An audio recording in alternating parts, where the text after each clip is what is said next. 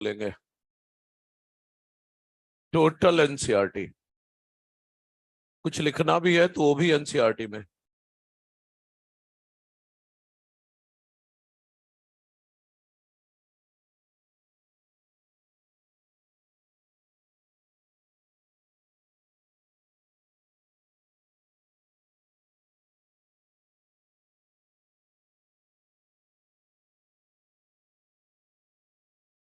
Ready, चलो आ जाओ।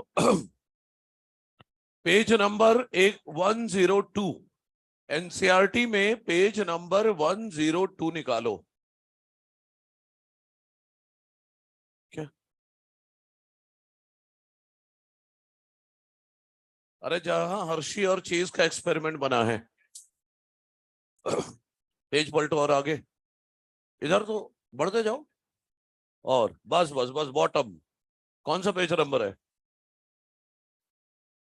ठीक है, वो हर्शी और चेज वाला एक्सपेरिमेंट जहां पर है वहां पर। ठीक है, पिछले क्लास के एक्सपेरिमेंट, लास्ट एक्सपेरिमेंट से क्या सीखा हमने कि जब रेडियो एक्टिव सल्फर दिया जाता है तो वायरस का प्रोटीन कोट रेडियो एक्टिव हो जाता है, और जो रेडियो एक्टिव हो गया था प्रोटीन कोट वो बैक्टीरिया के अंदर नहीं जाता। मतलब बैक्टीरिया का प्रोटीन कोड जो है, वायरस का जो प्रोटीन कोड है वो जेनेटिक मटेरियल नहीं है। इसके बाद जब डीएनए रेडियो एक्टिव फास्फोरस दिया गया तो वायरस का क्या रेडियो एक्टिव हो गया था? डीएनए। और डीएनए जो रेडियो एक्टिव हुआ था वो बैक्टीरिया के अंदर चला गया था। क्या गया था बैक्टीरिया के अंदर? वायरस का डीएनए। इसलिए डीएनए जेनेटिक मटेरियल था। अब इसके आगे एनसीईआरटी ने हेडिंग डाली है properties of genetic material, DNA versus RNA. सही है। अब यहां पर यह मुद्दा है, ध्यान से सुनना भाई, कि ये जो डिबेट चल रहा था कि डीएनए और प्रोटीन में से कौन जेनेटिक मटेरियल है, वो तो सॉल्व हो गया हर्शी और चेस के एक्सपेरिमेंट से। लोगों ने मान लिया डीएनए जेनेटिक मटेरियल है। लेकिन कुछ समय बाद पता चला कि कुछ वायरस में आरएनए जेनेटिक मटेरियल है। पहले लोग नहीं मान रहे थे डीएनए जेनेटिक मटेरियल है, अब डीएनए जेनेटिक मटेरियल मान लिया तो कुछ लोगों ने बोला आरएनए जेनेटिक मटेरियल है, और उसे भी लोगों ने माना। लाइए सरप्राइज, संडे को Vikas Mittal sir extra main class लेंगे 4 से 5:30, 4 PM to 5:30 PM, Samunnat 3rd floor, room number 5। यही है और क्या? तो सेम एड्रेस। मुझे लगा कुछ नया है। अच्छा चलो आओ, इधर आओ, फटाफट फटाफट सुनो। तो आरएनए जेनेटिक मटेरियल है, ये भी प्रूव कर दिया। किसने प्रूव किया वो देखो। देखो, RNA as genetic material, RNA as genetic material was proved by Frankel Conrads। Frankel Conrads ने प्रूव किया था। किसमें? टीएमवी में, टोबैको मोज़ैक वायरस में। तो लो, डीएनए जेनेटिक मटेरियल है ये भी माना लोगों ने, और कुछ वायरस में आरएनए जेनेटिक मटेरियल है वो भी मान लिया। कुछ वायरस के एग्जाम्पल दे रहा हूं जिनमें आरएनए जेनेटिक मटेरियल है। तो जिन वायरस में आरएनए जेनेटिक मटेरियल है उन्हें मैं आरएनए वायरसेस कह रहा हूं, और इसमें कुछ एग्जाम्पल देके रखता हूं अभी से। TIP, tip. टिप में से टी है टीएमवी, टोबैको मोज़ैक वायरस। आई से है इन्फ्लुएंजा वायरस। पी से है पोलियो वायरस। दो और एग्जाम्पल, एक है क्यूबी बैक्टीरियोफेज जो कि एनसीईआरटी में भी है, अगले पेज में जो फर्स्ट पैराग्राफ है वहां पर, QB bacteriophage and retrovirus like HIV। इनमें भी आरएनए जेनेटिक मटेरियल है। ठीक, तो डीएनए भी जेनेटिक मटेरियल है, आरएनए भी जेनेटिक मटेरियल है। तो नए नए क्वेश्चन उठने लगे। क्या? देखो जरा क्या क्वेश्चन पूछा है, why DNA is predominant genetic material. वो ऊपर पैराग्राफ पे।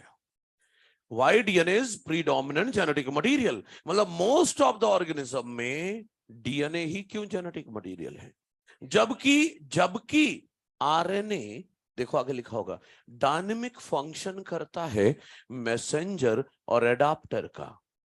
आरएनए डायनेमिक फंक्शन करता है मैसेंजर और एडाप्टर का। पता है मैसेंजर किसे कह रहे हैं? एमआरएनए को। एमआरएनए का पूरा नाम क्या है? Messenger RNA. पता है एडाप्टर किसे कह रहे हैं? टीआरएनए को। राइबोसोम प्रोटीन बनाता है ना, राइबोसोम प्रोटीन बनाएगा, लेकिन प्रोटीन बनाने के लिए अमीनो एसिड चाहिए। अमीनो एसिड को जोड़ के तो प्रोटीन बनाओगे, तो प्रोटीन बनाने के लिए अमीनो एसिड चाहिए। तो वो अमीनो एसिड राइबोसोम तक कौन उठा के ले जाएगा? टीआरएनए। तभी उसका नाम है transfer RNA. Transfer of amino acid कराता है राइबोसोम तक। अरे आगे चलकर टीआरएनए डिटेल में पढ़ेंगे। लगभग 40 से 50 मिनट में सिर्फ टीआरएनए पर कमेंट करूंगा। एमआरएनए भी पढ़ेंगे, आरआरएनए भी पढ़ेंगे, सबको डिटेल में पढ़ेंगे। अभी एनसीईआरटी में जो लिखा है, मैसेंजर जहां लिखा है वहां पर लिख दो कि एमआरएनए की बात हो रही है, और जो एडाप्टर लिखा है उसे लिख दो कि टीआरएनए की बात हो रही है, ट्रांसफर आरएनए की।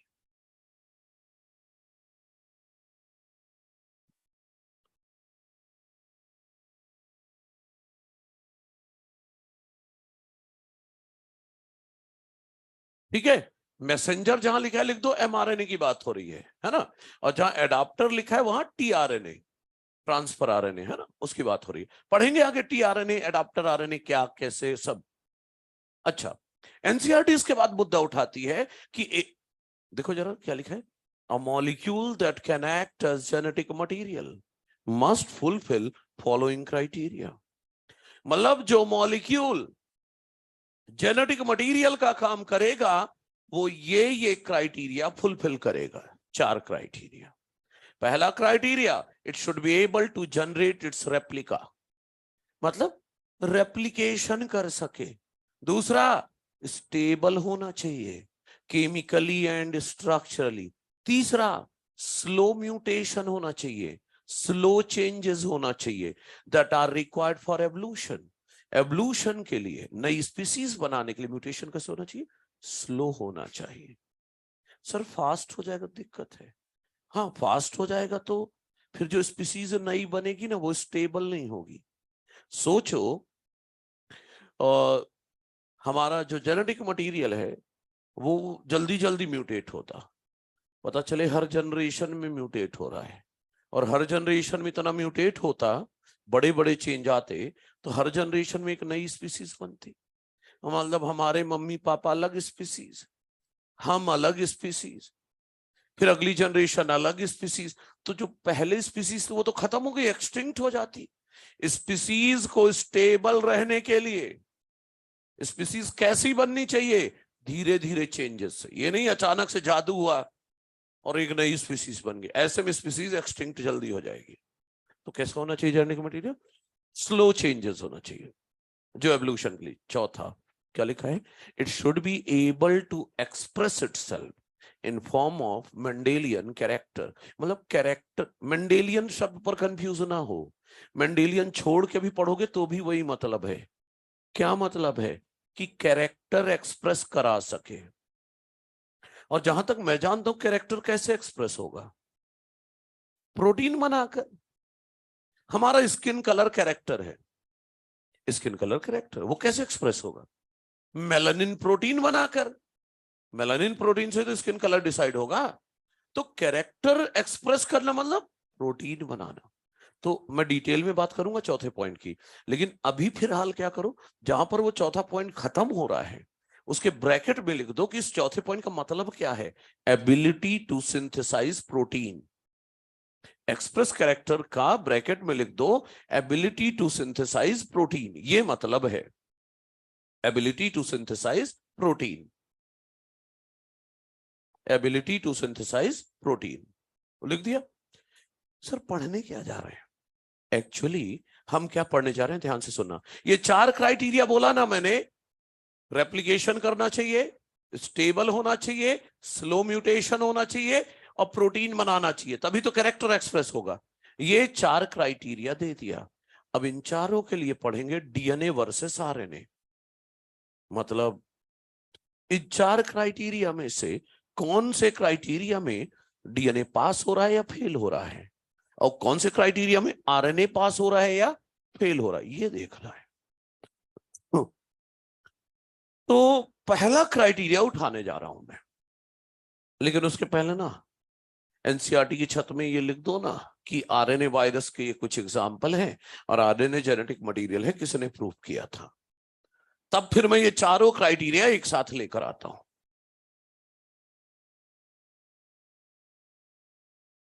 आरएनए, हाँ ऊपर जो लिखा है ये दोनों पॉइंट, आरएनए जेनेटिक मटेरियल है, प्रूव किया था फ्रैंकल कॉनरेड्स ने टीएमवी में, टोबैको मोज़ाइक वायरस में।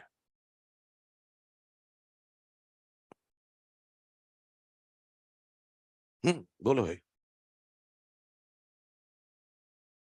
नहीं, म्यूटेशन का मतलब होता है अचानक से कुछ बड़ा चेंज हो जाए, अचानक से कोई बड़ा चेंज हो जाए, दैट इज म्यूटेशन। अब वो धीरे धीरे हो रहा है कि फास्ट हो रहा है, वो देखना पड़ेगा। ठीक है भाई, कौन पूछ रहा था? हाँ, म्यूटेशन का मतलब अचानक से बड़ा चेंज होगा, लेकिन अगर धीरे धीरे हुआ वो चेंज कि एक ही झटके में हो गया, वो देखना पड़ेगा। ठीक है ना, उससे डिसाइड होगा।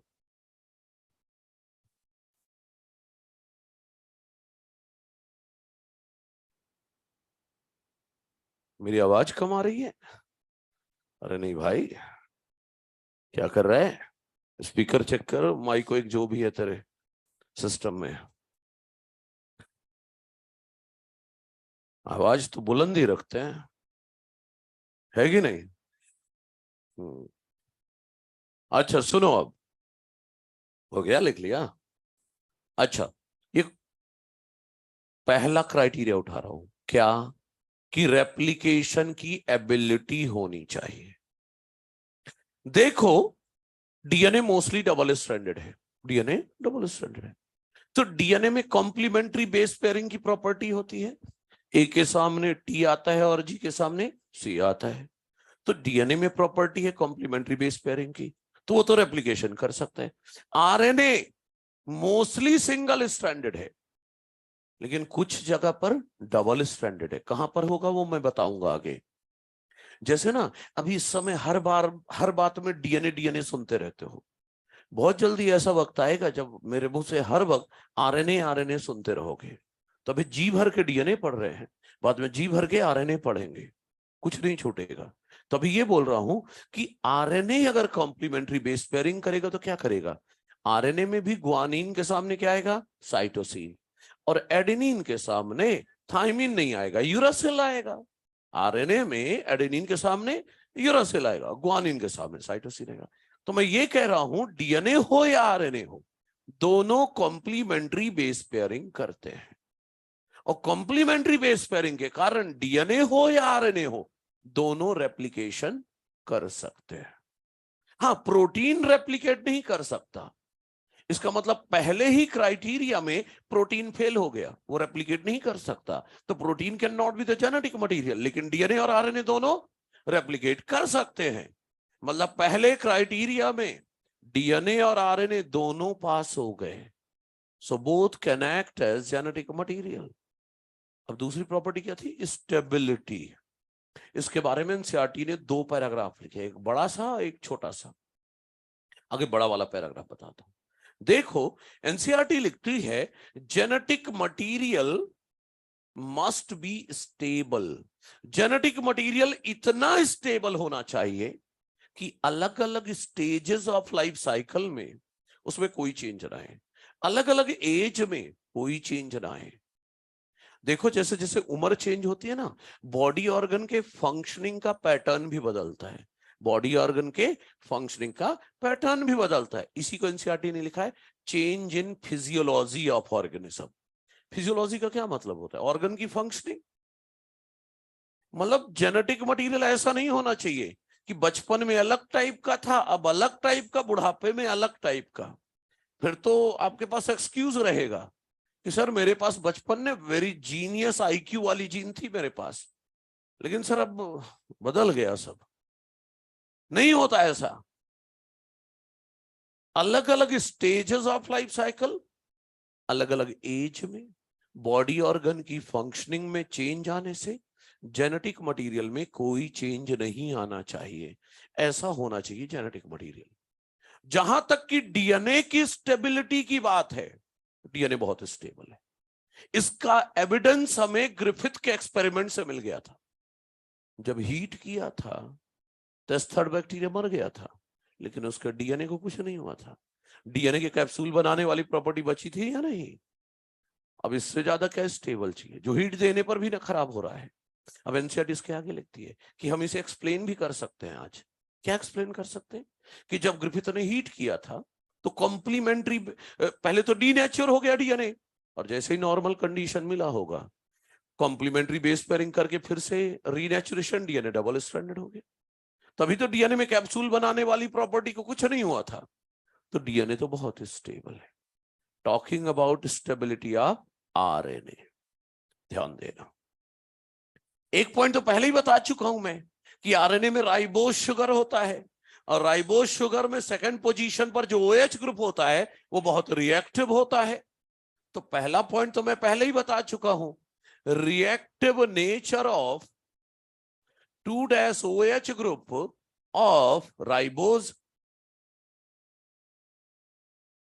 भाई आरएनए में राइबोज शुगर होता है और उसके सेकंड पोजीशन पर OH ग्रुप है, वो रिएक्टिव है। इसलिए आरएनए क्या हो गया? रिएक्टिव हो गया। और जो रिएक्टिव हो गया वो अनस्टेबल हो गया और इजीली डिग्रेडेबल हो गया। एनसीईआरटी ने अनस्टेबल वर्ड नहीं लिखा है, लेबाइल वर्ड लिखा है। वो बड़ा वाला पैराग्राफ है ना, उसके आखिरी की 4-5 लाइन में देखना लिखा होगा, that makes RNA labile and easily degradable. तो लेबाइल का मतलब लिख लेना अनस्टेबल। लेबाइल का मतलब अनस्टेबल। मिला क्या लेबाइल वर्ड? हाँ, लेबाइल मतलब अनस्टेबल। हम लोग अपनी देसी इंग्लिश में स्टेबल का उल्टा अनस्टेबल बोलते हैं, नहीं तो स्टेबल का उल्टा लेबाइल होता है, अनस्टेबल। ठीक है, अच्छा ठीक है। तो आरएनए के रिएक्टिव और अनस्टेबल होने की वजह एक ये है। दूसरा, आपको पता है कुछ आरएनए एंजाइम का काम करते हैं, कुछ आरएनए एंजाइम राइबोजाइम मतलब आरएनए कैटलिस्ट का भी काम करता है, और जो कैटलिस्ट होगा वो रिएक्टिव होगा। आरएनए क्योंकि कैटलिस्ट एंजाइम का काम करता है, तो जो कैटलिस्ट का काम करेगा वो रिएक्टिव होगा, मतलब आरएनए फिर से रिएक्टिव, फिर से अनस्टेबल। तो दूसरी वजह आरएनए के रिएक्टिव होने के, अनस्टेबल होने की क्या हुई? Catalytic role. एक और वजह है प्रेजेंस ऑफ यूरासिल। यूरासिल होने से भी रिएक्टिविटी बढ़ रही है, अनस्टेबल हो रहा है। आपको पता है यूरासिल में, ध्यान देना, जब हमने स्ट्रक्चर बनाया था NH double bond O, NH double bond O, यही बनाया था। यूरासिल में 2 डबल बॉन्ड O है, that is reactive group. Uracil में 2 डबल बॉन्ड O है, that is those are reactive group. तो ये भी तो आरएनए की रिएक्टिविटी बढ़ा रहा है, अनस्टेबल कर रहा है। मतलब क्या मैं ये सब देख के बोलूं आरएनए इज मोर रिएक्टिव, या ऐसे लिखता हूं RNA is chemically more reactive and structurally unstable. और स्ट्रक्चरली क्या है? अनस्टेबल है, ड्यू टू दीज रीजंस। और डीएनए में इनमें से कुछ भी नहीं है। डीएनए में ना तो राइबोज शुगर है, ना डीएनए कैटलिस्ट का काम करता, ना डीएनए में यूरासिल है, बल्कि थाइमीन है। ये मिथाइल ग्रुप लगा दिया ना, बताइए, ये methyl group plus I effect दिखाता है, और जो प्लस आई इफेक्ट दिखाता है वो रिएक्टिविटी को कम करता है। नेचर बहुत समझदार है। नेचर ने देखा यार ये यूरासिल के कारण रिएक्टिविटी बढ़ रही है, अनस्टेबल हो रहा है, तो कुछ ऐसा डाल दो जो रिएक्टिविटी कम कर दे इसकी। तो रिएक्टिविटी कम करने के लिए ऐसा ग्रुप डाल दिया जो प्लस आई इफेक्ट दिखाता है। प्लस आई इफेक्ट जानते हैं तो अच्छी बात है, नहीं जानते तो मैं समझाने वाला भी नहीं हूं। समझ रहे हो? बस ज्यादा से ज्यादा क्या करूंगा, प्लस आई इफेक्ट को डिलीट कर दूंगा, नहीं बोलूंगा। जानते हो इसलिए बोल दिया। समझ गए मेरी बात? मेरा कहना यह है कि डीएनए में थाइमीन है इन प्लेस ऑफ यूरासिल, तो ये भी तो डीएनए की स्टेबिलिटी बढ़ा रहा है। डीएनए में राइबोज नहीं, डीऑक्सीराइबोज है, वो भी स्टेबिलिटी बढ़ा रहे हैं। मतलब आरएनए में जो भी है ये सब रिएक्टिविटी बढ़ा रहे हैं, अनस्टेबल कर रहे हैं, और डीएनए में इनमें से कुछ भी नहीं है।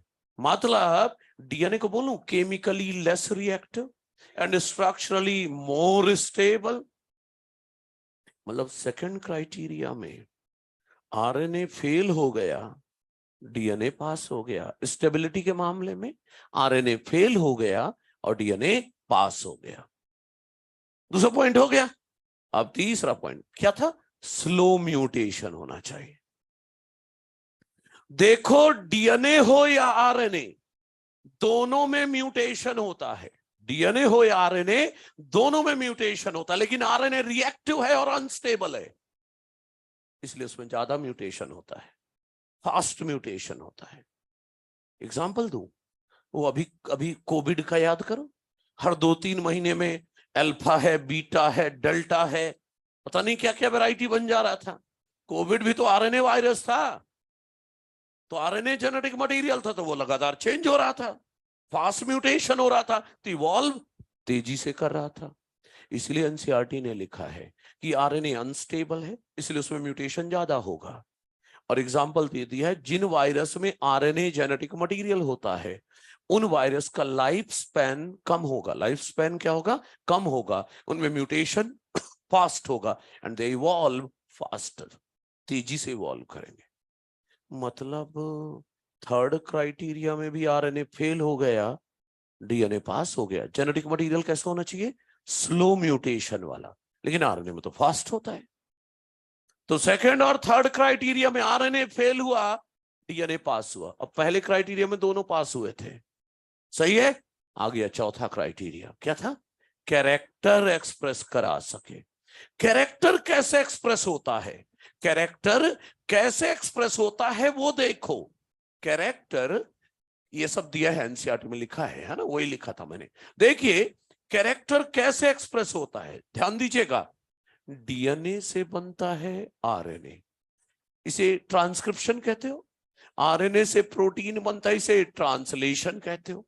मान लो प्रोटीन के नाम पर बनी एंजाइम, प्रोटीन के नाम पर बनी एंजाइम, और एंजाइम क्या करेगा? रिएक्शन करा रहा है, रिएक्शन करा रहा है और सबस्ट्रेट को किस में बदल रहा है? प्रोडक्ट में। और जो प्रोडक्ट बना, मान लो वो किसी का हाइट कंट्रोल कर रहा है। हाइट क्या है? कैरेक्टर है। कैरेक्टर लिखो या मेंडेलियन कैरेक्टर, हाइट बोलो, स्किन कलर बोलो, कुछ भी। तो क्या बोल रहा था? कैरेक्टर कंट्रोल कब होगा? जब प्रोटीन बनेगा। फिर से सुन लो, कैरेक्टर जैसे हाइट है या स्किन कलर है, ये कैरेक्टर कैसे कंट्रोल होंगे? जब प्रोडक्ट बनेगा। प्रोडक्ट कौन बनवाएगा? एंजाइम, बोले तो प्रोटीन। मतलब प्रोटीन बनेगा तभी तो कैरेक्टर एक्सप्रेस होगा।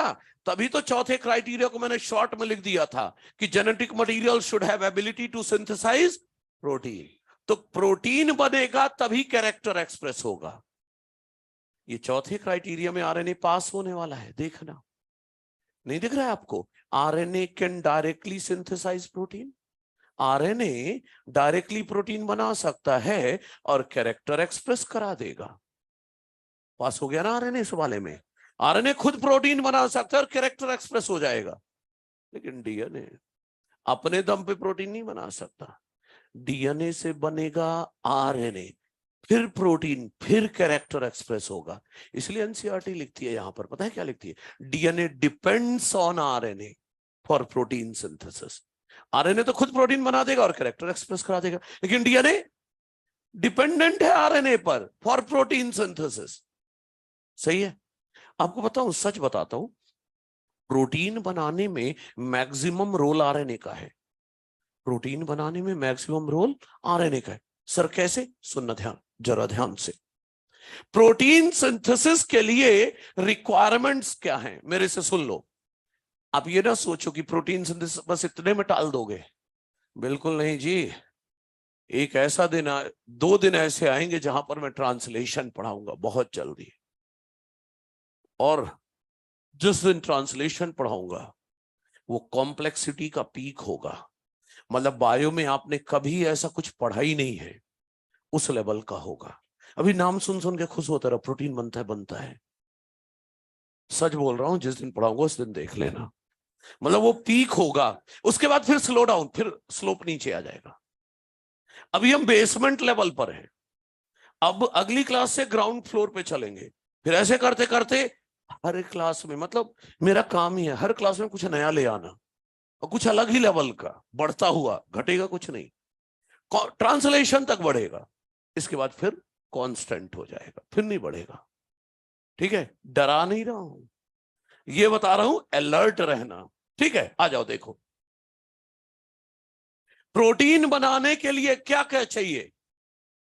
एक चाहिए मैसेंजर आरएनए, और क्या चाहिए? टीआरएनए, वही तो अमीनो एसिड लाके देगा। राइबोसोम चाहिए, राइबोसोम किसका बना होता है? RRNA plus protein. किसका बना होता है? आरआरएनए प्लस प्रोटीन, मतलब आरआरएनए भी चाहिए। और प्रोटीन बनना मतलब क्या? कि ढेर सारे अमीनो एसिड ले आओ, अमीनो एसिड इनको पेप्टाइड बॉन्ड से जोड़ दो, लो बन गया प्रोटीन। तो पेप्टाइड बॉन्ड बनाने वाली एंजाइम भी तो चाहिए, और पेप्टाइड बॉन्ड बनाने वाली एंजाइम का नाम है peptidyl transferase enzyme. Peptide bond बनाने वाली एंजाइम का नाम है पेप्टाइडिल ट्रांसफरेज एंजाइम। आपने पिछले साल कभी सोचा कि राइबोसोम में ही क्यों प्रोटीन बनता? राइबोसोम क्यों प्रोटीन बनाता, कोई और क्यों नहीं बनाता? क्योंकि ये एंजाइम, ओ डिजिटल इंडिया उठा के फेंकूंगा मोबाइल सहित बाहर, हाँ नहीं बाहर टांग दूंगा खिड़की के। और जब क्लास खत्म होगी तो सबको एक हॉकी बैट दे दूंगा, जाते ठोको आते ठोको। ठीक है, अब ध्यान रखना, देखो डॉक्टर बनने आए अपन, है ना, कंपाउंडर थोड़ी ना बनना है। चलो आ जाओ, पेप्टाइड बॉन्ड बनाने के लिए क्या चाहिए? Peptidyl transferase enzyme. Ribosome protein क्यों बनाता है ये बता रहा था। एक्चुअली ये एंजाइम राइबोसोम में है।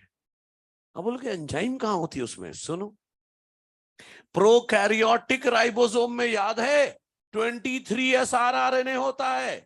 प्रोकैरियोटिक राइबोसोम में 23 sRNA होता है। अरे यही तो पेप्टाइडिल ट्रांसफरेज एंजाइम है। मतलब this enzyme is a ribozyme, RNA enzyme है।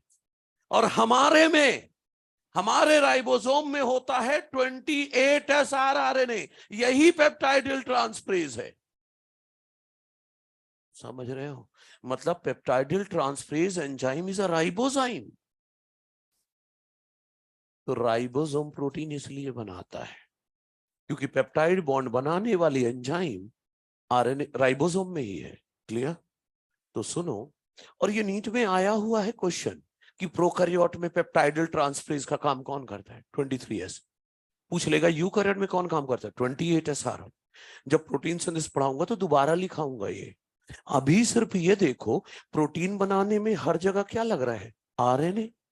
तभी आपकी सेकंड लास्ट लाइन एनसीईआरटी की कहती है protein synthesising machinery has evolved around RNA. Protein synthesising machinery has evolved around RNA. मतलब प्रोटीन बनाने में मैक्सिमम रोल तो आरएनए का है। अब एनसीईआरटी बोलती है इस डिस्कशन को रोको, कि बहुत हो गया, अब फैसला लेते हैं कि ये सब डिस्कशन से हम कंक्लूड कर सकते हैं कि डीएनए और आरएनए दोनों जेनेटिक मटेरियल का काम कर सकते हैं, but DNA being more stable, अगले पेज की पहली line, but DNA being more stable is preferred for storage of genetic information. Genetic information store करने के लिए बेटर कौन है? डीएनए। क्यों? क्योंकि वो स्टेबल है। फिर अगली लाइन आरएनए के लिए लिखा है। वो लाइन पढ़ने के पहले मैं कुछ बताना चाहता हूं, आगे वो बता दूं फिर बाद में बोलूंगा वो लाइन। आखिरी की जो लाइन लिखी है, देखो हमारी सेल में क्या होता है, ध्यान देना। हमारी सेल में ये रहा हमारा न्यूक्लियस, ये हमारा न्यूक्लियस है। न्यूक्लियस के अंदर ये साइटोप्लाज्म है, ठीक है। थोड़ा सा ओवरव्यू दे रहा हूं कि प्रोटीन बनते समय क्या होता है। देखो, न्यूक्लियस के अंदर है डीएनए। इस डीएनए का ट्रांसक्रिप्शन होगा और इससे बनेगा मैसेंजर आरएनए। इसका नाम मैसेंजर आरएनए पता है क्यों है? क्योंकि इसके अंदर मैसेज छिपा हुआ है प्रोटीन बनाने का। इसके अंदर मैसेज छिपा हुआ है प्रोटीन बनाने का। तो डीएनए से एमआरएनए बन गया। ये जो एमआरएनए बना न्यूक्लियस में, ये आएगा साइटोप्लाज्म में। कहां गया? साइटोप्लाज्म में। अब साइटोप्लाज्म में जब आया तो इससे जुड़ गया राइबोसोम, और अब प्रोटीन बनेगा। अब प्रोटीन बनेगा। तो ये बताओ, मैसेज प्रोटीन बनाने का न्यूक्लियस से information for protein synthesis nucleus से साइटोप्लाज्म तक कौन लाया? एमआरएनए। बोले तो आरएनए। अब पढ़ो वो आखिरी वाली line, for transmission of genetic information RNA is better. नहीं, आधा लिखा है, इसको पूरा करते हैं लाइन को। उस लाइन में क्या लिखा है? For transmission of genetic information. इसके बाद दो शब्द मेरी तरफ से जोड़ो तो अच्छा समझ में आएगा।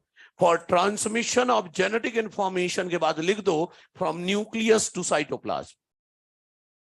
For transmission of genetic information, और उसके बाद लिखो from nucleus to cytoplasm. For transmission of genetic information के बाद लिख दो फ्रॉम न्यूक्लियस टू साइटोप्लाज्म। आगे पढ़ो क्या लिखा है? RNA is better. हाँ ठीक तो है। न्यूक्लियस से आरएनए, न्यूक्लियस से प्रोटीन बनाने की इंफॉर्मेशन साइटोप्लाज्म तक किस फॉर्म में आया? आरएनए के फॉर्म में आया। तो डीएनए स्टेबल है, तो best for storage of genetic information क्या है? डीएनए। लेकिन जेनेटिक इंफॉर्मेशन प्रोटीन बनाने की न्यूक्लियस से साइटोप्लाज्म तक किस फॉर्म में आएगा? आरएनए के फॉर्म में। क्लियर है? तो ये पार्ट हो गया। अब आप ऐसा करो, जहां पर पिछले पेज में वो था ना, आखिरी पैराग्राफ, प्रोटीन बनाने के लिए आरएनए प्रोटीन बना सकता है, डीएनए डिपेंड ऑन आरएनए। वहां पर मैं चाहता हूं ये वाला, ये तो बाद में आ जाएगा, ये वाला हिस्सा आप लगा दे, ये वाला पूरा। अरे कैसे भी बना लो, लैंडस्केप में बना लो, एनसीईआरटी के बगल में साइड में इतनी सारी जगह है। ना समझे? समझ गया ना? हाँ, अपनी श्रद्धा अनुसार जहां लिखना है लिख लो। हाँ बस जल्दी लिखो। मतलब कैरेक्टर एक्सप्रेस होना ये समझ में आना चाहिए, इसलिए बताया मैंने।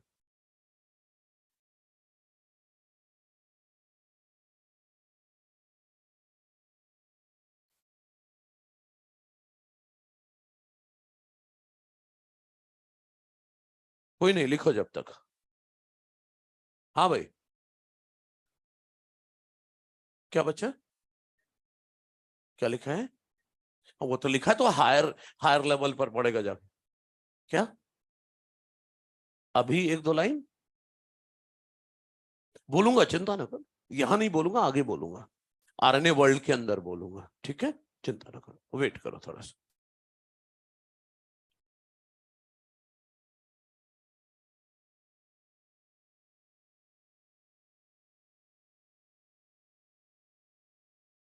एनसीईआरटी ने आगे घुमा के लिखा है यही चीज, तो बताऊंगा आरएनए वर्ल्ड के अंदर।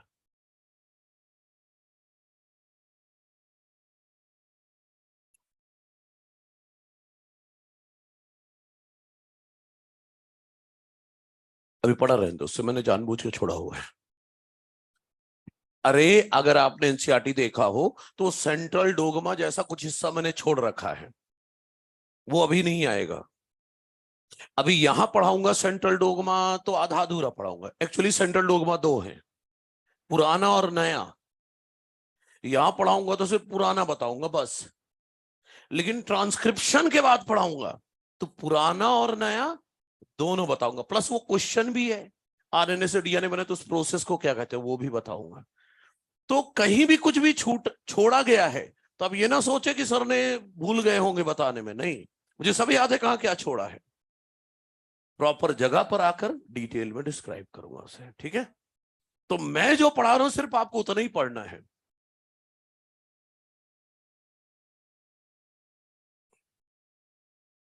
अरे मतलब एनसीईआरटी का पेज नंबर 98 का आखिरी पैराग्राफ और 99 की पहली 2 लाइन, ये नहीं पढ़ना है अभी। 98 का आखिरी पैराग्राफ द प्रोपोजिशन से 98 का लास्ट पैराग्राफ से लेकर 99 की पहली 2 लाइन तक यही छोड़ रखा है ना मैंने। बताऊंगा, चिंता ना करो, मुझे पता है सब।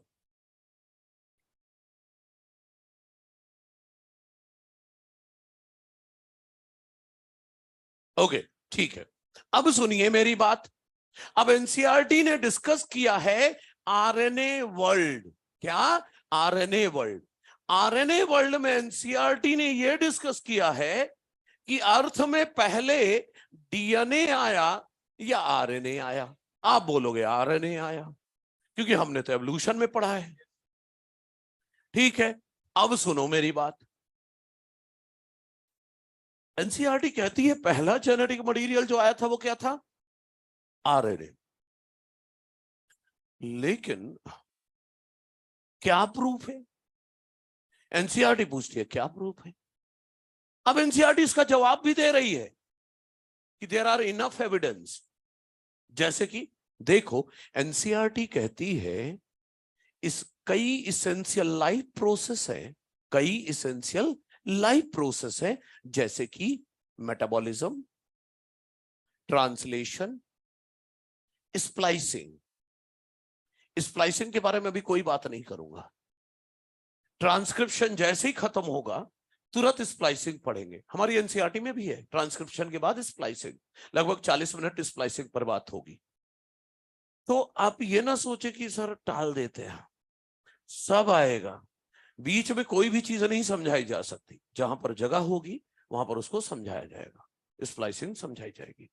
अभी मैं ये कह रहा हूं क्या एविडेंस है कि अर्थ में पहले आरएनए आया।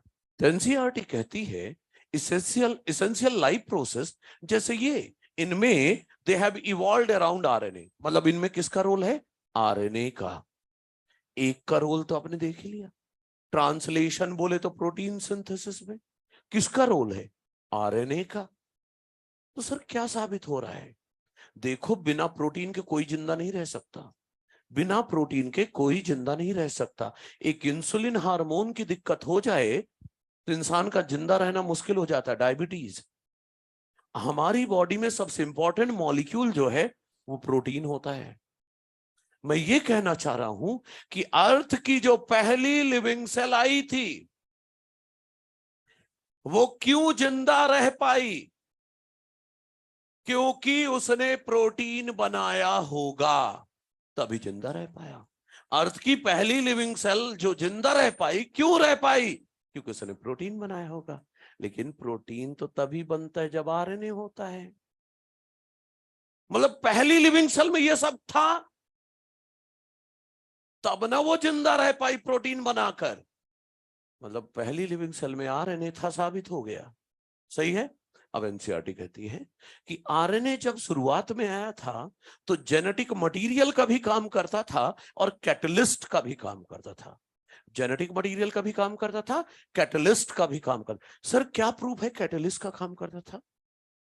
एनसीईआरटी कहती है, फिर एग्जाम्पल एनसीईआरटी खुद दे रही है कि आज भी हमारी बॉडी में कुछ रिएक्शन ऐसे हैं जिन्हें प्रोटीन एंजाइम नहीं चलाते, आरएनए एंजाइम ही चलाते हैं। ट्रांसलेशन, स्प्लाइसिंग, ये सब कौन चलाता है? RNA enzyme. तो जब आरएनए आज एंजाइम का काम कर सकता है तो पहले भी करता रहा होगा। तो हमने मान लिया कि आरएनए जब शुरुआत में आया था तो जेनेटिक मटेरियल के साथ साथ कैटलिस्ट का भी काम करता था। और क्योंकि आरएनए कैटलिस्ट का काम करता था तो रिएक्टिव था और अनस्टेबल था। आरएनए उस समय कैटलिस्ट का भी काम करता था, मतलब रिएक्टिव था और अनस्टेबल। और क्योंकि अनस्टेबल था इसलिए आरएनए का किया गया केमिकल मॉडिफिकेशन और बना लिया गया DNA which is more stable. RNA में जहां जहां राइबोज हैं हटाकर डीऑक्सीराइबोज लगा दो। आरएनए में जहां जहां यूरासिल है हटा के थाइमिन लगा दो, लो बन गया डीएनए। मतलब डीएनए अलग से नहीं बना है, आरएनए को ही मॉडिफाई करके डीएनए बनाया गया है। समझ रहे हो? एक और बात, वो जो पूछ रहा था ये रिपेयर से रिलेटेड कुछ बता दो। अब सुनो, देखो जब एवोल्यूशन चल रहा था, जब एवोल्यूशन चल रहा था तो डीएनए का रिपेयर सिस्टम इवॉल्व हो गया। डीएनए का रिपेयर सिस्टम इवॉल्व हो गया, आरएनए का नहीं इवॉल्व हो पाया। क्यों? क्योंकि मोस्टली आरएनए कैसा है? सिंगल स्ट्रैंडेड, और डीएनए मोस्टली क्या है? Double stranded. क्योंकि डीएनए डबल स्ट्रैंडेड है और दोनों स्ट्रैंड कॉम्प्लीमेंट्री होते हैं, इसीलिए डीएनए का रिपेयर इवॉल्व हो पाया। सर समझ में नहीं आया? एग्जांपल देखना, मान लो एक डीएनए है, हाँ ध्यान देना भाई, ठीक है, एक डीएनए है, इसका रेप्लिकेशन हो रहा था, चलो क्योंकि कॉम्प्लीमेंट्री है, रेप्लिकेशन हो रहा था, ए के सामने टी लग गया, जी के सामने टी लग गया, टी के सामने ए लग गया, सी के सामने जी लग गया, टी के सामने जी लग गया, जी के सामने सी लग गया, ए के सामने टी है। गलती पकड़ में आ गई। क्यों पकड़ में आ गई? क्योंकि डीएनए डबल स्ट्रैंडेड है और दोनों स्ट्रैंड कॉम्प्लीमेंट्री है। समझ रहे हो? तो क्योंकि डीएनए डबल स्ट्रैंडेड और दोनों स्ट्रैंड कॉम्प्लीमेंट्री है तो तुरंत गलती पकड़ में आ जाती है, इसीलिए डीएनए का रिपेयर सिस्टम इवॉल्व हो गया। इसको पकड़ में आ गया तो सुधार लो, सही कर लो, लो ठीक हो गया डीएनए। लेकिन आरएनए तो मोस्टली सिंगल स्ट्रैंडेड है। आरएनए मोस्टली सिंगल स्ट्रैंडेड है। अब मुझे क्या पता, कैसे पता करूं सही बना है या गलत? सामने तो कोई है ही नहीं, किससे कंपेयर करूं कि गलत बना कि सही? तो क्योंकि आरएनए मोस्टली सिंगल स्ट्रैंडेड है, इसलिए आरएनए के रिपेयर का सिस्टम इवॉल्व नहीं हो गया, नहीं हो पाया। आरएनए का रिपेयर सिस्टम इवॉल्व नहीं हुआ। मतलब आरएनए बनते समय अगर गलती हो गई तो हो गई, तो हो गई, उसको भी ठीक नहीं कर सकते। लेकिन डीएनए बनाते समय अगर गड़बड़ी हो गई तो उसको ठीक करने का सिस्टम है। क्यों? क्योंकि डीएनए का रिपेयर इवॉल्व हो गया। अच्छा, अरे एनसीईआरटी की आखिरी की 2 लाइन पढ़ो आरएनए वर्ल्ड की, क्या लिखा है? DNA being double stranded and having complementary strand, DNA being double stranded and having complementary strand further resist changes, मतलब चेंजेस नहीं होने देता। कैसे? By evolving a process of repair. भेजे में गई बात, मैंने क्या बोला? डीएनए चेंजेस को रेजिस्ट करता है, डीएनए चेंजेस नहीं होने देता। क्यों?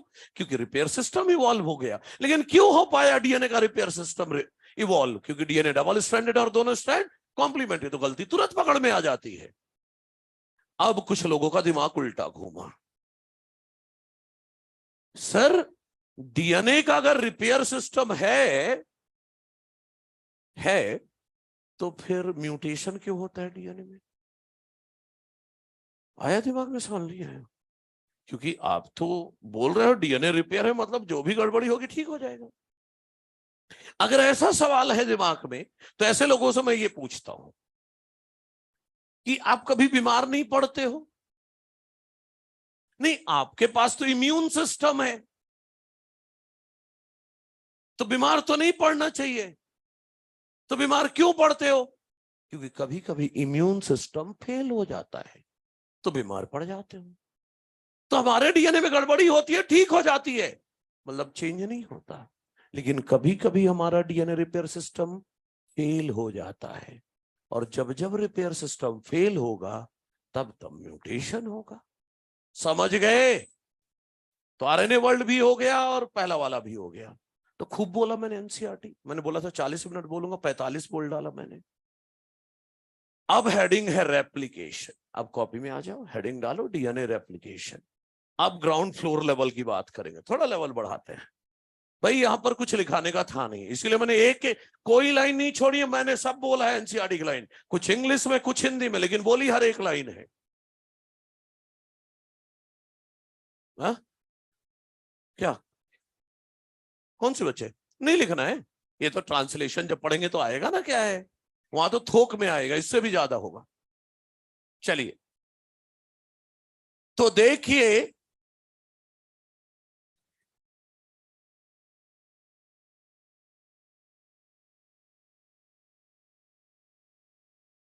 ओके ओके ओके, ठीक है, इधर आओ, इधर इधर इधर।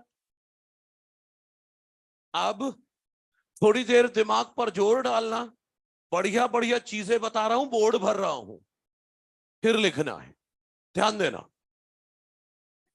देखो, डीएनए रेप्लिकेशन का क्या मतलब है? डीएनए रेप्लिकेशन का मतलब है डीएनए से डीएनए का बनना। यूकैरियोट में, समझ रहे हो, यूकैरियोट लिखा है, यूकैरियोट्स में न्यूक्लियर डीएनए का रेप्लिकेशन कब होगा? S phase of cell cycle में, S phase of cell cycle में। अब प्रोकैरियोट में कब होगा? इन प्रोकैरियोट डीएनए रेप्लिकेशन कब होगा? हा? ऐसे ही, any phase of cell cycle.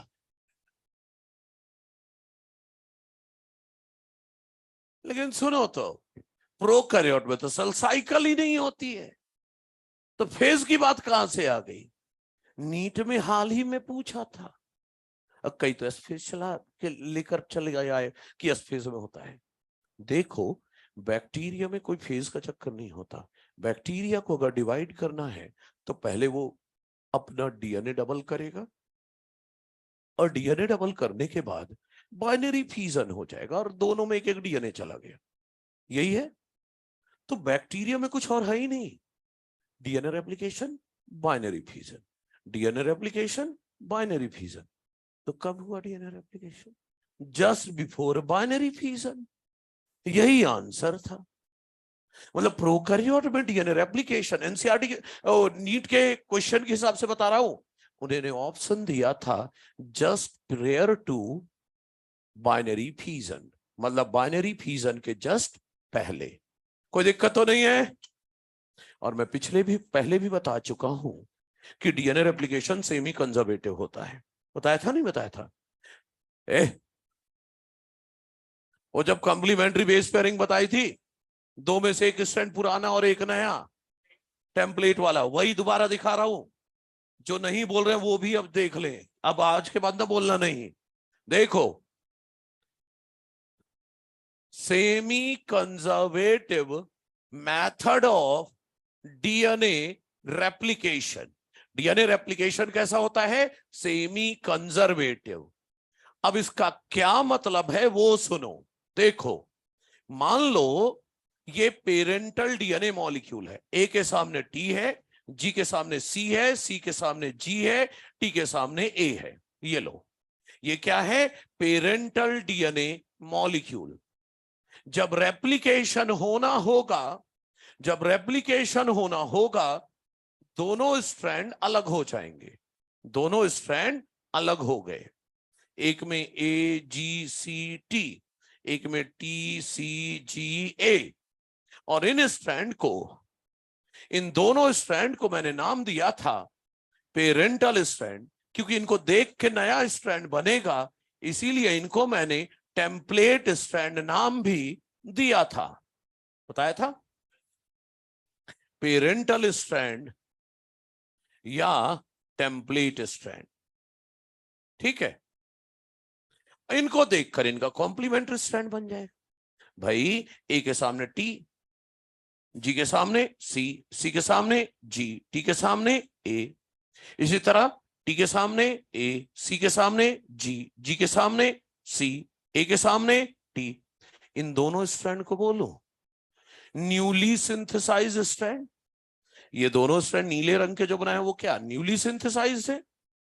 तो आप देखो, एक डीएनए से दो डीएनए मॉलिक्यूल बन गए ना, तो इन दोनों को बोलूं क्या है? ये टू डॉटर डीएनए मॉलिक्यूल्स। और ये जो दोनों डॉटर डीएनए मॉलिक्यूल हैं, ये 100% कॉपी है पेरेंटल डीएनए के। लेकिन ये जो डॉटर डीएनए मॉलिक्यूल बने हैं, दोनों में एक स्ट्रैंड पुराना वाला है। दोनों डीएनए में दो में से एक स्ट्रैंड, दो में से एक स्ट्रैंड मतलब 50% पुराना कंजर्व्ड है। सेमी मतलब 50%, कंजर्व्ड मतलब दोनों डीएनए में दो में से एक स्ट्रैंड बोले तो 50% स्ट्रैंड पुराना कंजर्व्ड है, इसी को कहते हैं सेमी कंजर्वेटिव। शब्दों में लिखना हो तो ये बोलता हूं कि बोथ डॉटर डीएनए मॉलिक्यूल्स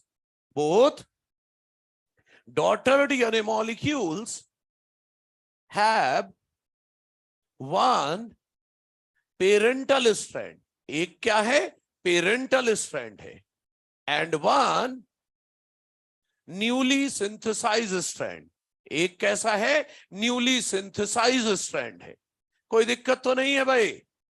तो दोनों डीएनए में दो में से एक स्ट्रैंड मतलब 50% पुराना कंजर्व्ड है। और सुनो, डीएनए रेप्लिकेशन सेमी कंजर्वेटिव होता है। ये पहली बार प्रपोज किया था वॉटसन एंड क्रिक ने, ना बोला था कि उन्होंने बोला था it has not escaped our notice. ये बात हमारे नोटिस से नहीं छिपी कि जो हमने कॉम्प्लीमेंट्री बेस पेयरिंग बताई है वही सजेस्ट कर रहा है डीएनए की कॉपी कैसे बनेगी, है ना। तो डीएनए रेप्लिकेशन सेमी कंजर्वेटिव है, ये पहली बार प्रपोज किसने किया, वॉटसन और क्रिक ने। सही है। तो देखिए मैं क्या लिख रहा हूं, semi conservative method of DNA replication, semi conservative method of DNA replication was first proposed by Watson and Crick। हाँ, बता तो इन्होंने दिया था, लेकिन इसे एक्सपेरिमेंटली प्रूव किसने किया, and it was experimentally proved by Michelson and Stahl। किस पर, ई कोलाई पर। कब, 1958। कौन सी टेक्निक यूज की थी, बाय यूज ऑफ टेक्निक जिसका नाम है, बताऊंगा ये टेक्निक क्या होती है, अभी नाम लिख रहा हूं, equilibrium density gradient centrifugation. Technique का नाम क्या था, इक्विलिब्रियम डेंसिटी ग्रेडियंट सेंट्रीफ्यूगेशन। तो डीएनए रेप्लिकेशन सेमी कंजर्वेटिव है, इसे एक्सपेरिमेंटली पहली बार किसने प्रूव किया, मिचेल्सन और स्टैल ने। कहां, ई कोलाई पे, 1958 पे। कौन सी टेक्निक यूज की थी, इक्विलिब्रियम डेंसिटी ग्रेडियंट सेंट्रीफ्यूगेशन। बताने वाला हूं क्या है, पता है इन्होंने क्या किया था, दे यूज्ड, ध्यान से, they used N15। Normal nitrogen क्या होता है, N14। इन्होंने आइसोटोप यूज किया था N15, लेकिन N15 तो रेडियो एक्टिव नहीं होता, तो क्या बोलूं N15 को, heavy isotope of nitrogen. N14 को नॉर्मल नाइट्रोजन है, तो N15 को क्या बोलूं, रेडियो एक्टिव तो है नहीं कि बोल दूं रेडियो एक्टिव आइसोटोप। अब रेडियो एक्टिव नहीं है तो क्या बोलूं, हैवी नाइट्रोजन। तो they used heavy isotope of nitrogen. क्या यूज किया था, हैवी आइसोटोप ऑफ नाइट्रोजन। बोले तो क्या यूज किया था, N15। और याद रखना ये रेडियो एक्टिव नहीं था। ठीक सर, ये डेंसिटी ग्रेडियंट क्या होता है, इन्होंने मिचेल्सन स्टैल ने प्रिपेयर किया था डेंसिटी ग्रेडियंट किसका, सीजियम क्लोराइड का। क्या झमेला बताए जा रहे हो सर, ध्यान से सुनना, अब सब एक्सप्लेन करने का वक्त आ गया। ग्रेडियंट का क्या मतलब होता है, डिफरेंस। डेंसिटी में डिफरेंस, डेंसिटी ग्रेडियंट किसका, सीजियम क्लोराइड का। ध्यान देना, आप समझने वाली बात। हाँ देखो, एक टेस्ट ट्यूब ले रहा हूं, ऐसा करो, highly concentrated cesium chloride solution बनाओ, highly concentrated cesium chloride solution बनाओ और इतना भर दो। Highly concentrated cesium chloride solution बना रहे हो मतलब डेंसिटी ऑफ सीजियम क्लोराइड ज्यादा होगी, कंसंट्रेशन ज्यादा है तो डेंसिटी ज्यादा होगी ना। तो देखो जरा, highly concentrated cesium chloride solution बना दो, तो डेंसिटी ग्रेडियंट क्या हो गया, डेंसिटी क्या है सीजियम क्लोराइड की? ज्यादा। तो इतने एरिया में सीजियम क्लोराइड की डेंसिटी क्या है? ज्यादा है। अब इससे कम कंसंट्रेशन वाला सीजियम क्लोराइड सॉल्यूशन बनाओ।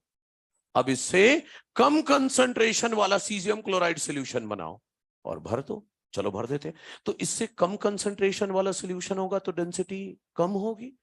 मान लो ऐसे है, हाँ, थोड़ा डेंसिटी नीचे वाले से कम है, ये ऐसे।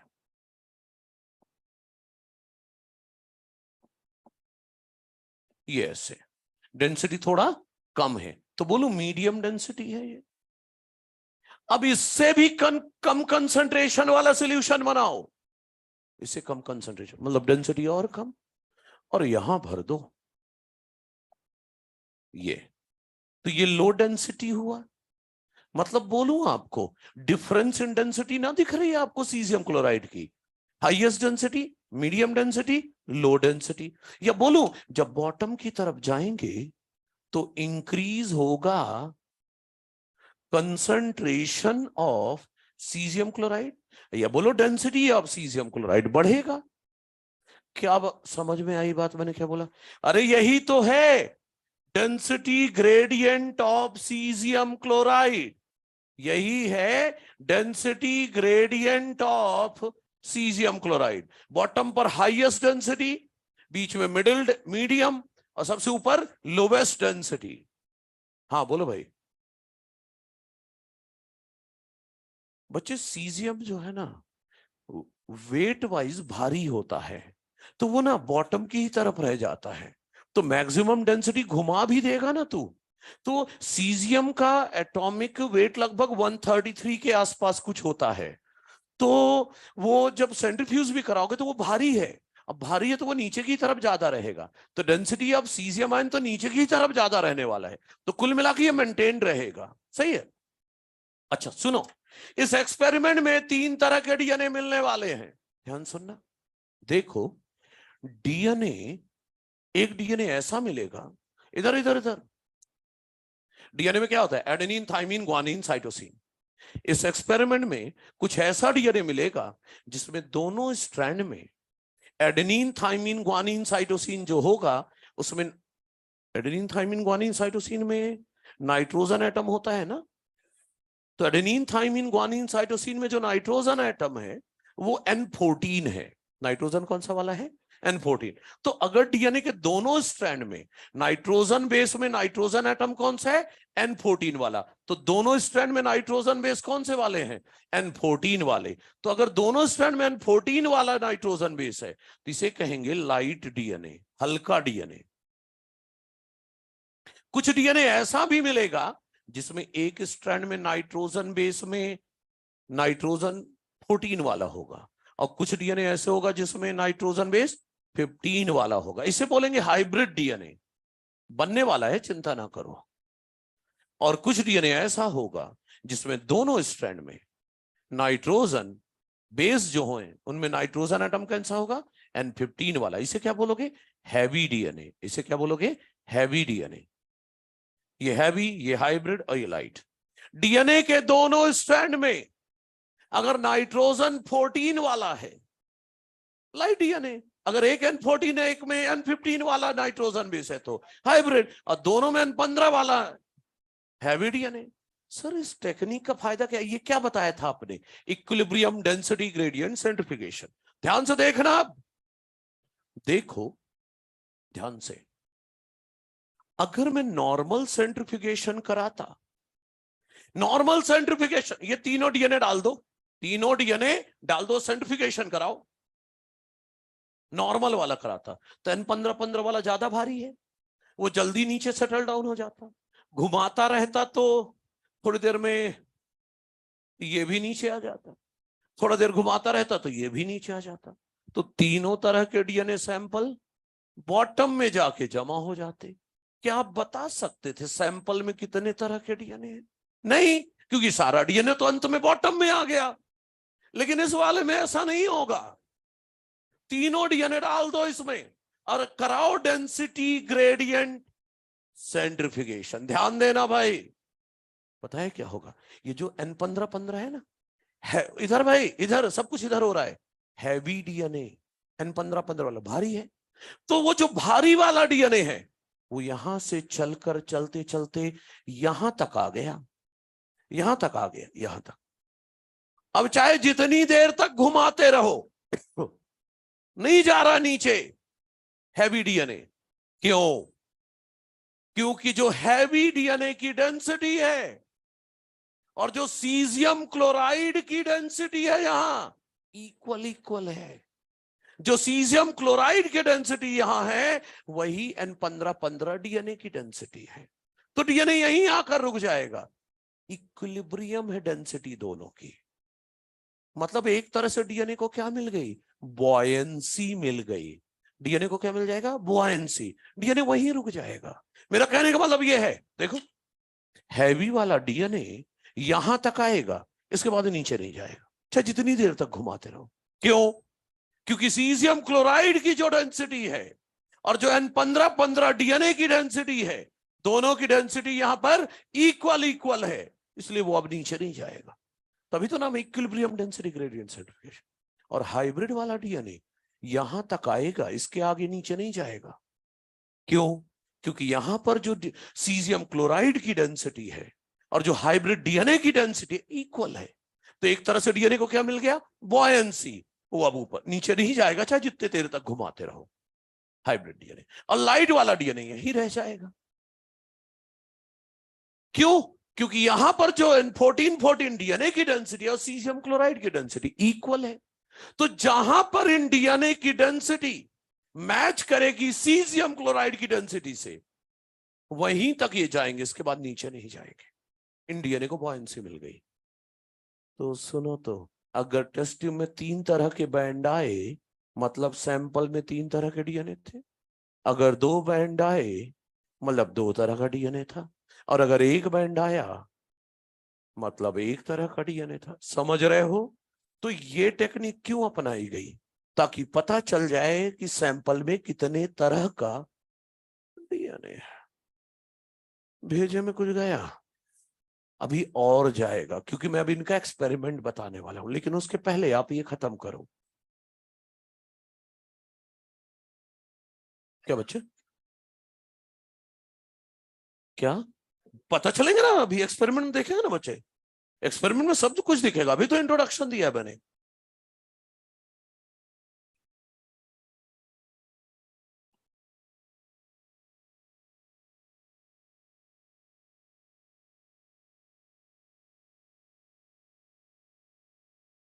ऑनलाइन वालों सब ठीक है?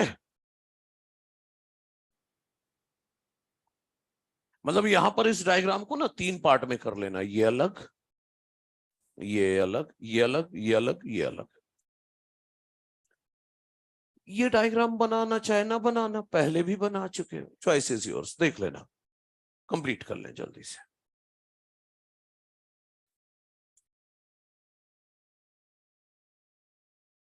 चार मिनट में खत्म करो, फिर मैं सल्सानेस्टैल का एक्सपेरिमेंट बताता हूं। क्योंकि आपको मैंने ये तो बता दिया कि 3 तरह के डीएनए मिलेंगे, लेकिन जादू थोड़ी ना कि कुछ भी होने लगेगा। देखेंगे कैसे हुआ ये।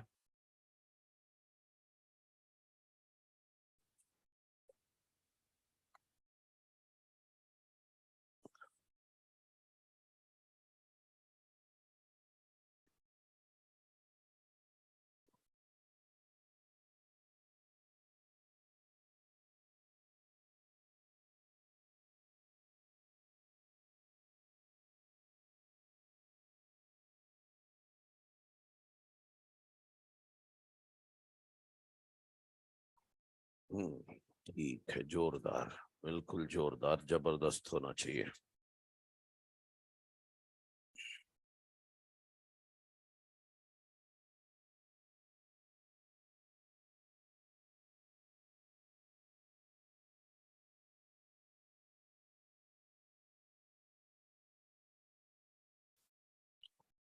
इसको थोड़ा बड़ा करके लिख देता हूं ऑनलाइन वालों के लिए।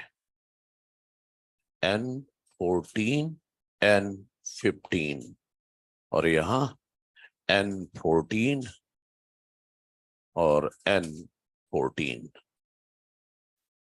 और इधर N15 दोनों स्ट्रैंड में नाइट्रोजन 15 वाला है तो हैवी, और दोनों में 14 वाला है तो लाइट, और एक N14 है एक N15 है तो हाइब्रिड।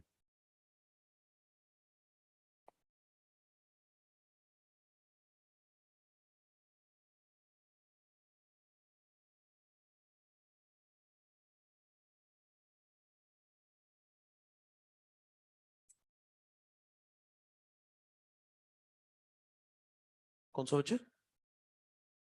पेरेंटल डीएनए में? हाँ कर लेना, क्या है, इतना तो पता है अब अपन को।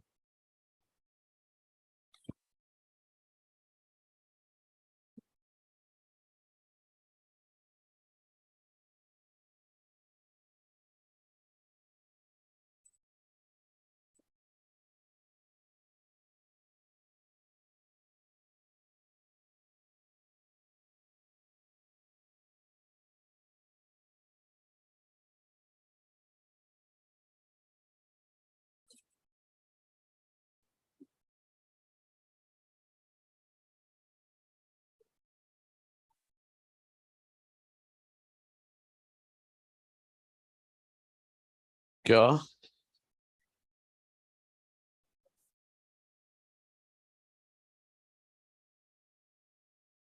Centrifugal force.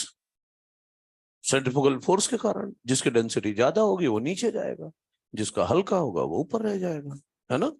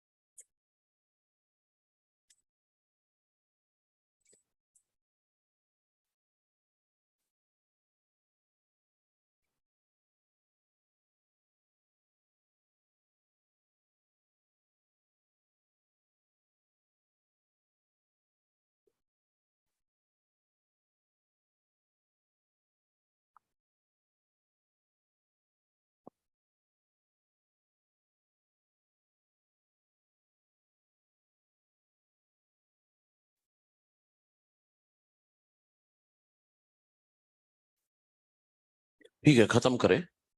अरे ये तो हटाऊंगा ना, खत्म करो ये सब।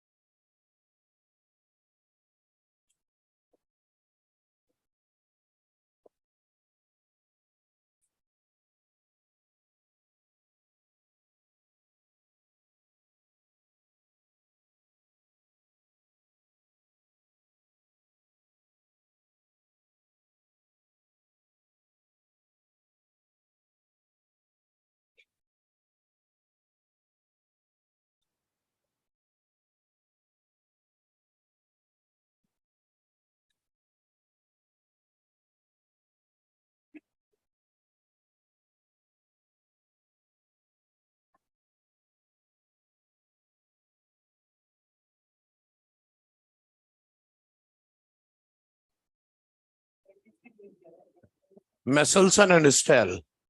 मेसल्सन एंड स्टेल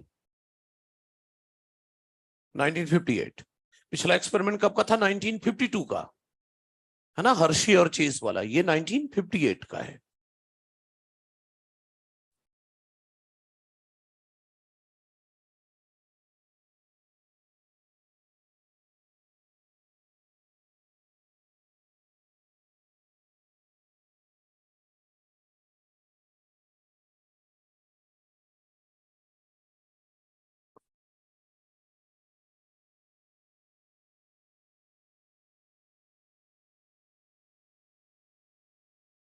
जल्दी खत्म करें, last 1 minute.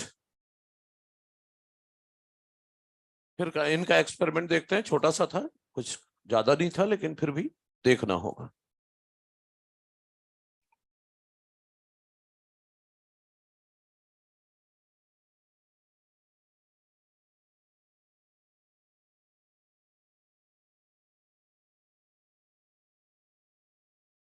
Proposed by Watson and Crick, and it was experimentally proved by Messelson and Stahl.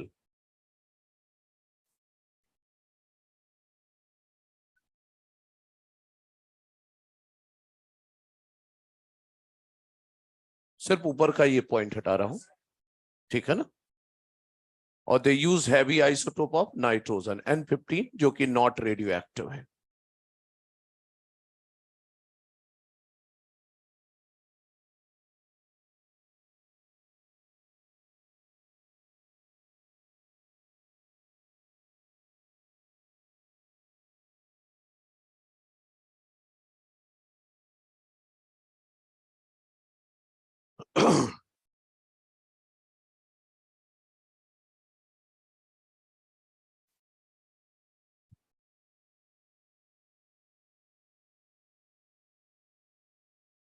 हम्म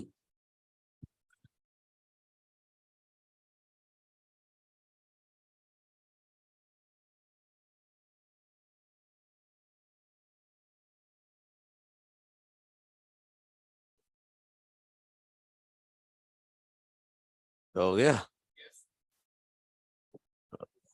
अरे तेरे पीछे वाले को देख, क्या है भाई, सब बढ़िया, किस हो गया है? चलो इधर देखो अब, इनका एक्सपेरिमेंट क्या था एक्चुअली, उसको देख लेते हैं थोड़ा सा, ध्यान देना जरा। हाँ, क्योंकि अभी तक जो भी पढ़ा ये सिर्फ इंट्रोडक्शन था, ये सब झमेला हुआ कैसे वो इनके एक्सपेरिमेंट में आएगा, ठीक है। तो एक एक चीज अच्छे से देख लेना। ये वाला हिस्सा हटा देता हूं मैं, बस हो गया, ठीक है। अब ना बाद में उठाते रखते रहना। अब ध्यान से सुनो सभी, जो रह गया बाद में खत्म करते रहना। देखो, मैंने एक इकोलाई ली, सुनिए, एक इकोलाई ली और उसे एक कल्चर मीडियम में रख दिया। कल्चर मीडियम में क्या डाल रखा था मैंने? Ammonium chloride. और एमोनियम क्लोराइड में जो नाइट्रोजन है वो कौन सा है? N15, मतलब हैवी नाइट्रोजन वाला मीडियम है। तो ये N15 इकोलाई के अंदर जाएगा। इकोलाई को नाइट्रोजन कौन सा मिल रहा है? ध्यान से, इकोलाई को नाइट्रोजन कौन सा मिल रहा है? N15। ये N15 का यूज करके इकोलाई अपने लिए क्या बनाएगा? Adenine, thymine, guanine, cytosine. Nitrogen atom तो होता है ना, एडेनिन, थाइमिन, ग्वानिन, साइटोसिन। मेरा कहने का मतलब, जब हमने इकोलाई को N15 दिया, तो इकोलाई के अंदर जितने भी एडेनिन, थाइमिन, ग्वानिन, साइटोसिन बनेंगे, सब कैसे बनेंगे? N15 नाइट्रोजन एटम वाले। जब इकोलाई यहां रेप्लिकेट करेगा, डबल करेगा, तो रेप्लिकेट डबल होने के पहले तो आगे अपना डीएनए डबल करेगा ना। इकोलाई आगे डीएनए रेप्लिकेट करेगा, फिर डिवाइड करेगा। तो डीएनए जो इकोलाई बनाएगा, उसमें एडेनिन, थाइमिन, ग्वानिन, साइटोसिन जो लगेगा, वो कौन सा वाला लगेगा? N15 नाइट्रोजन एटम होगा। जो नए इकोलाई वहां बन रहे हैं, डीएनए रेप्लिकेट कर रहे हैं, उनको नाइट्रोजन एटम कौन सा मिल रहा है? N15। तो एडेनिन, थाइमिन, ग्वानिन, साइटोसिन में जो नाइट्रोजन एटम है वो कौन सा होगा? N15। कई जनरेशन तक पड़ा रहने दो। इसके बाद जब आप चेक करोगे तो पता है आपको क्या देखने को मिलेगा? कि मोस्ट ऑफ द इकोलाई के डीएनए में, दोनों स्ट्रैंड में, नाइट्रोजन बेस में नाइट्रोजन एटम कौन सा है? N15 वाला। सही है, इसी को बोलते हैं हैवी डीएनए। इकोलाई को मैंने N15 दिया, तो जो भी एडेनिन, थाइमिन, ग्वानिन, साइटोसिन है, उसमें नाइट्रोजन N15 है। तो जो डीएनए बन रहा है उनमें नाइट्रोजन कौन सा है? N15। दोनों स्ट्रैंड में N15, तो हैवी डीएनए हुआ। और अगर मैं इसका डेंसिटी ग्रेडियंट सेंट्रिफिकेशन कराऊं, हैवी डीएनए है, तो बॉटम से जस्ट ऊपर बैंड बनेगा। क्या कहते हो? अब ऐसी एक इकोलाई पकड़ लो जिसमें डीएनए ऐसा है, और उसे एक नए मीडियम में डालो जिसमें नाइट्रोजन N14 है। वो देखो कल्चर मीडियम, एमोनियम क्लोराइड में नाइट्रोजन कौन सा है? 14 वाला, लाइट नाइट्रोजन। तो चलो मैंने एक इकोलाई डाल दिया, तो क्या लिखूं यहां? E coli with heavy DNA N15 वाला ट्रांसफर्ड टू N14 मीडियम। क्या कहते हो? तो सुनो तो, इकोलाई 20 मिनट में डबल हो जाता है ना? इकोलाई 20 मिनट में 1 से 2 हो जाएगा। तो ऐसा करते हैं ना, चलो ना इस टेस्ट ट्यूब में इकोलाई डाल दिया, इसके 20 मिनट बाद चलो चेक करते हैं। 20 मिनट में इकोलाई का एक जनरेशन पूरा हो जाएगा, फर्स्ट जनरेशन पूरा हो जाएगा।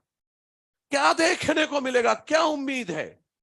अरे भाई, इकोलाई डिवाइड होने के पहले अपना डीएनए डबल किया होगा, तो हमने डिवाइड किया होगा। तो जब डीएनए डिवाइड हुआ होगा तो क्या हुआ होगा? ध्यान से सुनना। डीएनए के दो, नहीं अच्छे समझना, डीएनए के दोनों स्ट्रैंड N15 वाले अलग हो गए होंगे, है ना? अब जो नया स्ट्रैंड लगेगा उसको नाइट्रोजन कौन सा मिल रहा है मीडियम से? N14। तो जितना भी हम नए स्ट्रैंड बनेंगे उनमें नाइट्रोजन, बेस में नाइट्रोजन कौन सा होगा? N14। तो जो नया स्ट्रैंड लगा उसमें नाइट्रोजन बेस N14 है, N14 है। तो 1 से 2 डीएनए बन गए, लेकिन दोनों डीएनए हाइब्रिड डीएनए है, N14 N15। बोलू 100% डीएनए इज हाइब्रिड, है ना? और अगर डेंसिटी ग्रेडियंट सेंट्रिफिकेशन कराऊं तो बैंड बॉटम में नहीं मिड में आएगा, क्योंकि हाइब्रिड डीएनए का बैंड तो मिड में आता है। क्या कहते हो? अरे प्रूव हो तो गया, डीएनए रेप्लिकेशन सेमी कंजर्वेटिव है। कैसे पता चला? क्योंकि बैंड ऊपर बन गया। ऊपर बना मतलब पक्का जो भी डीएनए उनमें एक स्ट्रैंड N15 है मतलब पुराना वाला, और एक स्ट्रैंड N14 वाला है मतलब नया वाला। ये तो सेमी कंजर्वेटिव है। दोनों स्ट्रैंड में एक स्ट्रैंड पुराना N15 वाला है और एक स्ट्रैंड नया लगा है N14 वाला, हुआ ना सेमी कंजर्वेटिव। अच्छा 20 मिनट, चलो ना अगले 20 मिनट बाद चेक करते हैं। अगले 20 मिनट बाद मतलब इसमें डालने के 40 मिनट के बाद सेकेंड जनरेशन। तो 40 मिनट के बाद जब चेक करोगे सेकेंड जनरेशन, तो क्या हुआ होगा? गौर करना, गौर करना, गौर करना। सबसे पहले क्या हुआ होगा? ये इसका N15 वाला स्ट्रैंड अलग हो गया होगा और N14 वाला स्ट्रैंड भी अलग हो गया होगा। इसका भी N14 वाला स्ट्रैंड अलग हो गया होगा और N15 वाला स्ट्रैंड भी अलग हो गया होगा। क्या कहते हो? और जो नया लग रहा है वो तो जैसा मीडियम है, तो नया जो लग रहा है वो N14 वाला लग रहा है। नया जो लग रहा है वो N14 वाला, N14 वाला, इसमें भी N14। जो भी नया लग रहा है वो N14 वाला। समझ रहे हो? नया जो भी लग रहा है वो N14 वाला। अब देखो ना, पहली बार लाइट डीएनए मिला है। क्वेश्चन आ जाएगा कि कौन सी जनरेशन में पहली बार लाइट डीएनए मिलेगा? N14 सेकेंड जनरेशन में। तो 4 में से 2 डीएनए लाइट है और 4 में से 2 हाइब्रिड है। तो अब इनकी कहां जरूरत है? तो साफ साफ यहां दिख रहा है। तो मैं ये कह रहा हूं 4 में से 2 डीएनए हाइब्रिड है। वो पहले जरूरत थी इन सब डायग्राम की, अब तो पूरा साफ साफ दिख रहा है। तो 2 हाइब्रिड डीएनए आए N14 N15 और 2 आए लाइट डीएनए N14 N14। मतलब 4 में से 2 हाइब्रिड मतलब 50% और 4 में से 2 लाइट मतलब 50%। और इस बार डेंसिटी ग्रेडियंट सेंट्रिफिकेशन कराओगे तो बैंड 2 आएंगे। एक तो हाइब्रिड वाला, उसका बैंड तो बीच में आता है, और लाइट वाला भी तो है, उसका ऊपर आएगा। और पीछे वालों भेजो में कुछ जा रहा है। हाँ, ये ना बोलना सर टाइम हो गया अब हमारा तो शट डाउन हो गया दिमाग, अब काम नहीं करेगा, अब कुछ भी बोल लो। क्या बोला मैंने? अरे भाई डीएनए दो तरह का है, हाइब्रिड का बैंड तो वही बनेगा और जो लाइट डीएनए बना है उसका ऊपर बनेगा। सही है। एनसीईआरटी ने डायग्राम को यहीं पर क्लोज कर दिया है सेकंड जनरेशन पर, और चुपचाप अगले पेज में जाके पूछा है बताओ 80 मिनट्स बाद क्या होगा, क्वेश्चन के फॉर्म में। मतलब खुद तो 40 मिनट तक को बता रही है और हमसे पूछ रहे 80 मिनट के बाद का बताओ। अब एनसीईआरटी पूछे और हम जवाब ना दें, ऐसा नहीं होगा। मतलब 60 minute third generation, 60 minute third generation. नहीं अब आप, नहीं आप ना सोचो सर, अब इलॉबरेट कर रहे हैं इसको। अब आप ये ना सोचना कि सर इन दोनों को अलग करेंगे, इन दोनों को अलग करेंगे, इन दोनों को, इन दोनों को, फिर सब में एक एक N14 लगाएंगे। बिल्कुल नहीं, अब कॉन्सेप्ट बनाने की बारी आ गई। ध्यान से सुनना। मीडियम कैसा है? N14। मतलब जो भी नया लगेगा N14। सुनो इधर, N15 नाम के स्ट्रैंड सिर्फ 2 है। N15 नाम के स्ट्रैंड सिर्फ 2 है। अब नया N15 कहीं से नहीं आएगा, तो N15 नाम के स्ट्रैंड 2 है। जो नया लगा N14, तो हाइब्रिड कितने हुए? 2। अब जब 2 से 4 डीएनए बन रहा है तो N15 नाम के तो स्ट्रैंड 2 ही थे, तो उन पर N14 लग गया, तो हाइब्रिड कितने हुए? 2। अब 4 से बनेंगे 8 डीएनए, लेकिन N15 नाम के स्ट्रैंड तो 2 है, उन पे N14 लग गया, तो N14 15 हाइब्रिड। अब चाहे कितने जनरेशन चले जाओ, N15 नाम के स्ट्रैंड तो 2 ही है और उन पर N14 लग जाएगा, तो हाइब्रिड। मतलब कितने भी जनरेशन चले जाओ हाइब्रिड सिर्फ 2 होंगे। बाकी जैसा मीडियम, बाकी जैसा मीडियम। तो थर्ड जनरेशन में क्या हुआ? 2 होंगे हाइब्रिड, 2 हाइब्रिड डीएनए और 6 होंगे लाइट डीएनए। हाइब्रिड डीएनए मतलब 8 में से 2 कितना हुआ? 25%। और 8 में से 6 75% लाइट डीएनए। क्या कहते हो भाई? और अगर 80 मिनट के सवाल का जवाब देना है फोर्थ जनरेशन, तो 8 के हो जाएंगे 16 डीएनए, लेकिन N15 नाम के स्ट्रैंड तो 2 है और उन पर N14 लग गया, तो हाइब्रिड तो 2। 16 में से 2 होंगे हाइब्रिड, बाकी 14 जैसा मीडियम। सही है। तो 16 8 के हो गए 16 डीएनए, लेकिन हाइब्रिड होंगे सिर्फ 2। 16 में से 2 हाइब्रिड 12.5%, और जो 14 बचे वो क्या है? जैसा मीडियम लाइट डीएनए 87.5%।